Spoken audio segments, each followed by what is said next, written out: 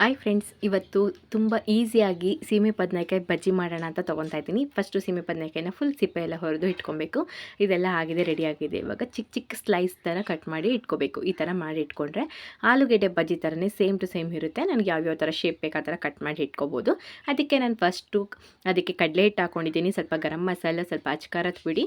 ನಮ್ಗೆ ಎಷ್ಟು ಖಾರ ಬೇಕೋ ಅಷ್ಟನ್ನು ನಾವು ಆ್ಯಡ್ ಮಾಡ್ಕೋಬೋದು. ನಮ್ಮಲ್ಲಿ ಸ್ವಲ್ಪ ಖಾರ ಜಾಸ್ತಿ ತಿಂತಾರೆ, ಅದಕ್ಕೆ ಹಾಕ್ಕೊತಾ ಇದ್ದೀನಿ. ಮತ್ತು ಸ್ವಲ್ಪ ಧನಿಯಾ ಪುಡಿ ಮತ್ತು ಸ್ವಲ್ಪ ಸೋಡಾ ಮತ್ತು ರುಚಿಗೆ ತಕ್ಕಷ್ಟು ಉಪ್ಪು, ಇಷ್ಟನ್ನು ಹಾಕ್ಕೊಂಡು ಚೆನ್ನಾಗಿ ನಾವು ಮಿಕ್ಸ್ ಮಾಡ್ಕೊಬೇಕು. ಸೇಮ್ ನಾವು ಬಜ್ಜಿ ಯಾವ ಥರ ಮಾಡ್ಕೊತೀವೋ ಅದೇ ಥರ ಮಿಕ್ಸ್ ಮಾಡಿಕೊಂಡ್ರೆ ಸಾಕಿದಕ್ಕೆ.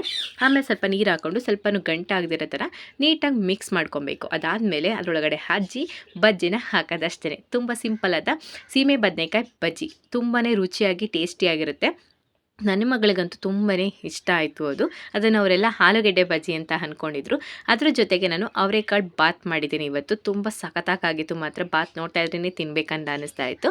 ಬಿಸಿ ಬಿಸಿ ಬಾತ್ ಜೊತೆಗೆ ಸೀಮೆ ಬದನೆಕಾಯಿ ಬಜ್ಜಿ ನೀವು ಟ್ರೈ ಮಾಡಿ ಇತ್ತು ಅಂತ ಕಮೆಂಟ್ ಮಾಡಿ.